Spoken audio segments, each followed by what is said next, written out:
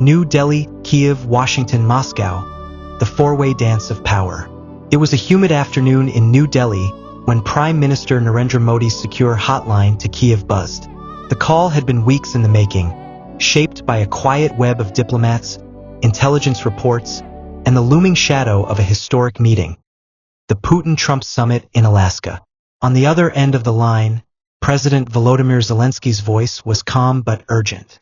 "Prime Minister Modi," he began, "you have influence neither side can ignore. The world needs your balance right now." Modi, sitting in his oak-paneled office with the Indian tricolor behind him, chose his words with surgical precision.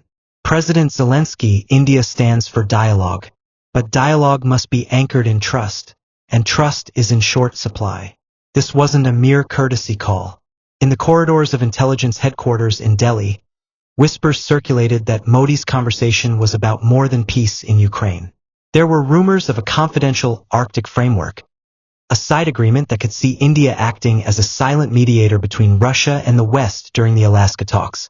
Meanwhile, in Washington, Donald Trump, returning to the global stage with characteristic flair, was preparing to meet Vladimir Putin. Sources close to the summit leaked that both leaders wanted to test Modi's diplomatic mettle before making any commitments. In Kiev, Zelensky's aides knew this too. They had urged their president to secure Modi's voice in Alaska's frigid negotiation halls before Moscow and Washington could dominate the narrative.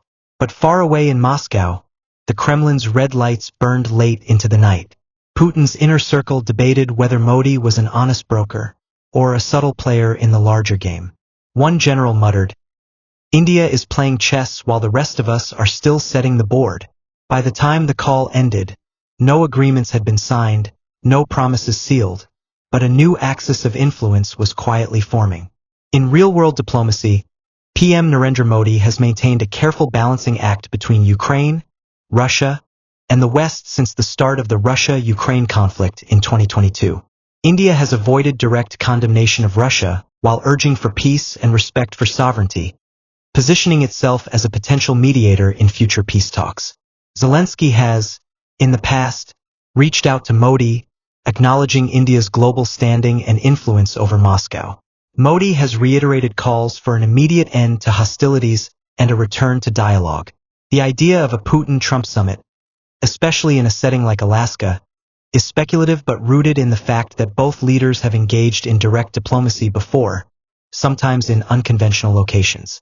Should such a meeting occur, India's stance could play a significant role in shaping its tone and possible outcomes.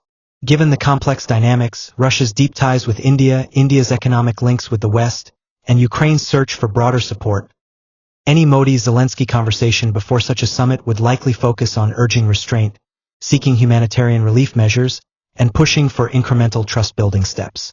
As the Alaska summit approaches, Modi's role may shift from quiet counsel to active mediator, while Zelensky must decide whether to place faith in back-channel diplomacy or publicly push India for stronger alignment. Meanwhile, Trump and Putin are about to test just how much influence Modi truly holds when the stakes are nothing less than the shape of the post-war world.